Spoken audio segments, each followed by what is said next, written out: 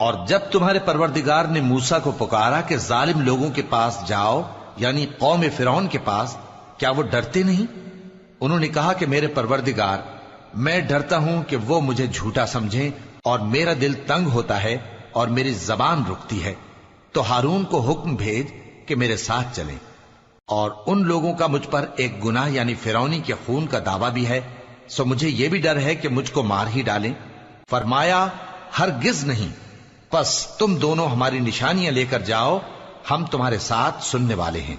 سو دونوں فرعون کے پاس جاؤ اور کہو کہ ہم تمام جہانوں کے مالک کے بھیجے ہوئے ہیں، اور اس لیے آئے ہیں کہ آپ بنی اسرائیل کو ہمارے ساتھ جانے کی اجازت دیں۔